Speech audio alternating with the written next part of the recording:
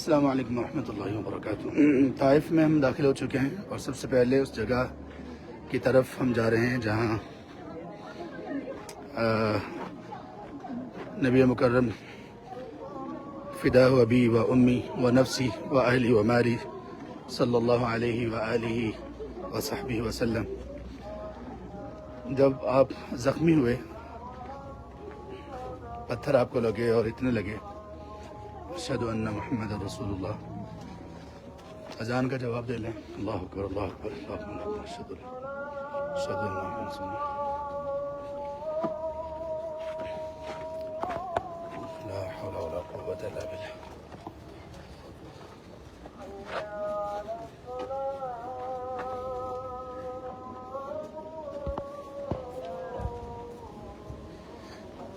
لا هذه جميلة لا يحتاج لا حول ولا قوة الا باللہ۔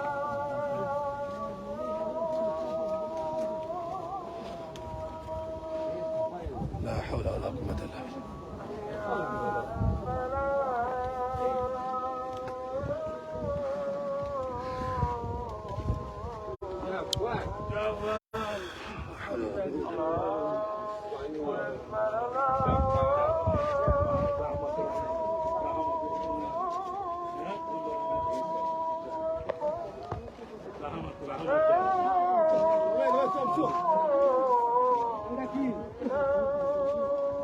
لا حول ولا قوة الا باللہ۔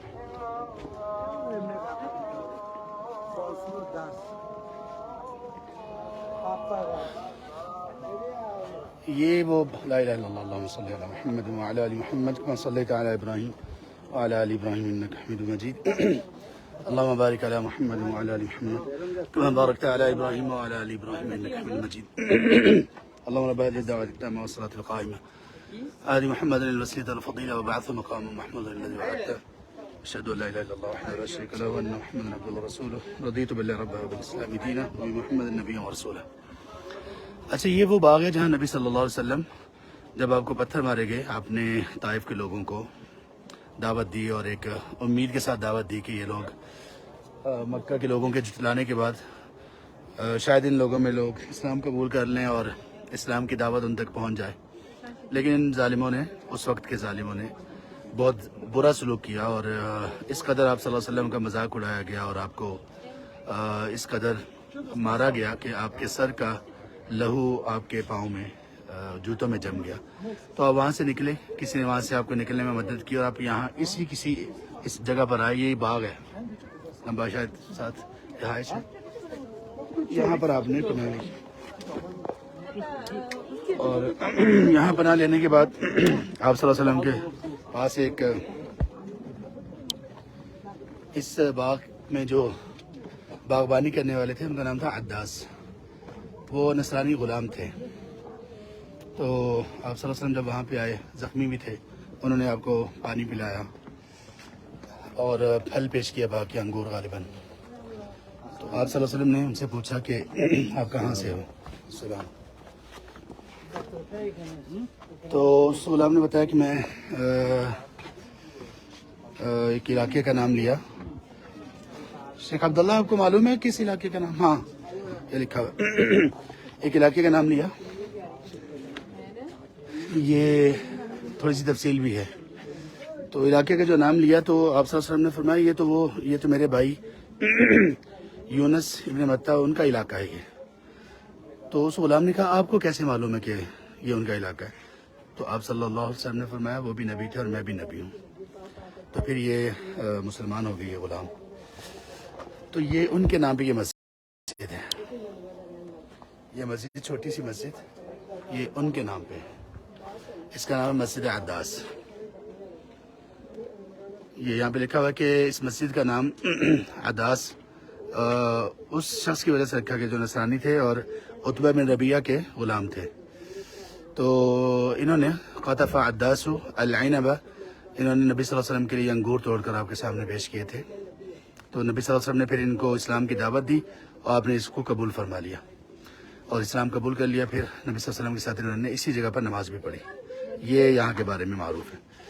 تو سبحان اللہ، نبی صلی اللہ علیہ وسلم کا یہ جو واقعہ ہے اور آپ کا پتھر کھانا، آپ بہت پریشان تھے، ہم شاید محسوس کر سکیں اگر ہمارے احساسات ایمان کے ساتھ زندہ ہیں کہ مکہ میں جو آپ کو تکالیف دی گئیں اور ان تکالیف زیادہ تکلیف یہ تھی کہ لوگ آپ کی بات نہیں مان رہے تھے، تو آپ نے ایک امید کے ساتھ یہاں کا سفر کیا طائف کا، اور یہاں پہ جو آپ کے ساتھ سلوک کیا گیا، تو ہم اندازہ کر سکتے ہیں کہ کتنا آپ کا دل ٹوٹا ہوگا ان لوگوں کی طرف سے اور کتنی تکلیف آئی ہوگی۔ جسم پر زخم اتنے تکلیف دہ نہیں ہوتے جتنی تکلیف تب ہوتی جب بندے کے احساسات، جذبات اور امیدیں ٹوٹتی ہیں، اور جب کہ ہو بھی وہ خیر خواہ۔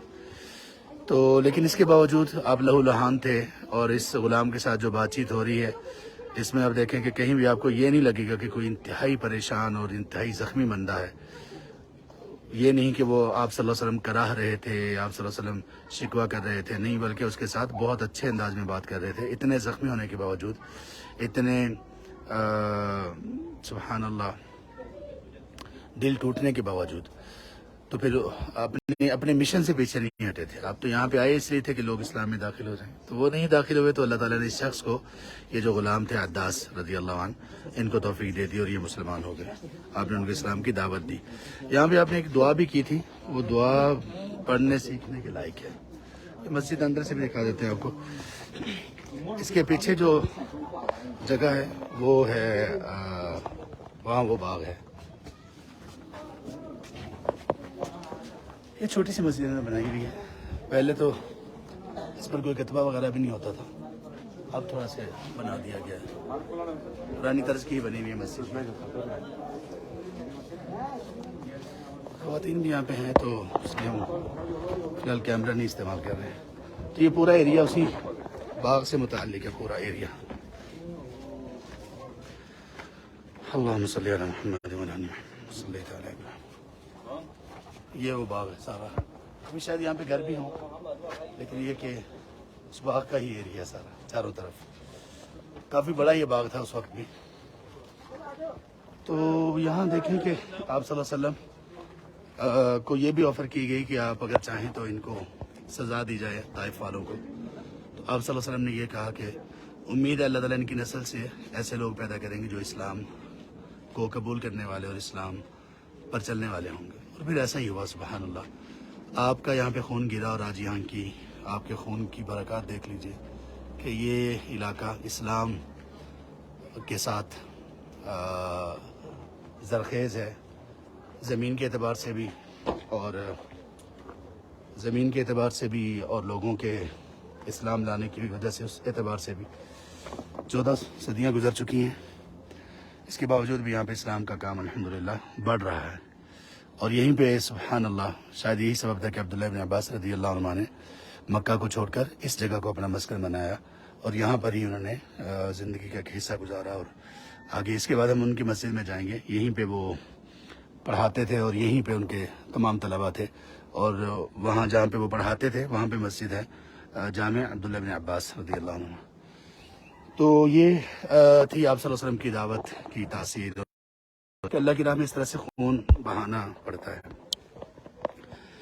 ہم لوگوں کو اسلام چونکہ ہمارے گھروں میں ہی ملا، تو ہم اس قدر اسلام کے بارے میں ناقدرے ہیں کہ اسلام کی بنیادی چیزوں کا بھی ہمیں علم نہیں ہے، جن کا علم حاصل کرنا ہر مسلمان پر فرض ہے، جیسے ارکان ایمان ہے، ارکان اسلام ہے۔ تو یہ اگر اس پر تھوڑا سا غور کیا جائے تو یہ ہماری صرف اسلام کی ناقدری نہیں بلکہ ہماری بے وفائی ہے۔ یہ ہماری صرف اسلام کی ناقدری نہیں بلکہ بے وفائی ہے جناب سیدنا رسول اللہ صلی اللہ علیہ وسلم فدا و ابی و نفسی و امی کے ساتھ، کہ ہم سبحان اللہ ان کے راستے پر چلنا اور ان کی دعوت کو لوگوں تک پہنچانا یہ تو دور کی بات ہے، ہمیں علم بھی نہیں ہے اور ہم جستجو بھی نہیں کرتے۔ ہمیں کتنے سٹوریز یاد ہیں، کتنے ناول ہم نے پڑھے ہیں، ڈرامے، موویز، پتہ نہیں کیا کیا، ہم پر اللہ تعالیٰ رحم کریں، لیکن ان پہلوؤں کو دیکھا ہی نہیں ہے۔ ہم اپنے جذبات کا اظہار کرنے کے لیے یا جذبات سبحان اللہ جس پر ہمارے ایموشنل چیزیں، ہم کب ایموشنل ہوتے ہیں ڈرامے دیکھ کر، موویز دیکھ کر، لیکن کبھی بھی ہم نے ان واقعات کو نہیں پڑھا یا سنا یا سیکھنے کی کوشش کی جو حقیقی طور پر انسان کے دل میں واقعی محبت کی، ایک پاکیزہ محبت کی چنگاری کو ہوا دیتے ہیں، اور جس کے بعد پھر انسان کو واقعی ایمان کی لذت محسوس ہوتی ہے۔ تو ان سب چیزوں کا یہ مقصد ہے۔ یہاں ابھی اس طرح سے وقت نہیں ہے، ورنہ آپ صلی اللہ علیہ وسلم کی دعا کا ذکر کیا جاتا جو آپ نے یہاں پہ کی تھی، اور اس کے الفاظ میں سے ایک یہ بھی ہے، اتنا کچھ ہونے کے باوجود آپ صلی اللہ علیہ وسلم نے وہ جو کلمات یہاں پہ کہے، اللہ تعالیٰ سے باتیں کی، ان میں ایک بات یہ بھی تھی کہ اللہ اس سب کے باوجود اگر آپ مجھ سے راضی ہیں تو پھر مجھے کوئی پرواہ نہیں ہے۔ یہ پتھر لگنا، یہ امید کا ٹوٹنا، یہ دکھ اور درد اور یہ استہزاء اور یہ لوگوں کی طرف سے یہ سب کچھ، اللہ اگر آپ راضی ہیں تو کوئی غم کی بات نہیں ہے۔ اور مطلب اس کا یہ تھا کہ اگر اللہ راضی نہیں ہے تو پھر کچھ بھی کر لیا جائے دنیا میں کوئی فائدہ نہیں ہے، سب بیکار ہے۔ اور اگر اللہ راضی ہیں تو پھر بے شک دنیا ساری ہمارے خلاف ہو جائے، بے شک ہمیں تنگی جتنی بھی آ جائے، کچھ بھی ہو، تو پھر انشاءاللہ زندگی بڑی راحت والی ہے، اور یہی اصل خوشحالی ہے کہ بندے کو اللہ کی رضا مل جائے۔ اللہ ہمیں بھی اپنی رضا نصیب کر دیں۔ بارک اللہ فیکم۔ السلام علیکم ورحمۃ اللہ۔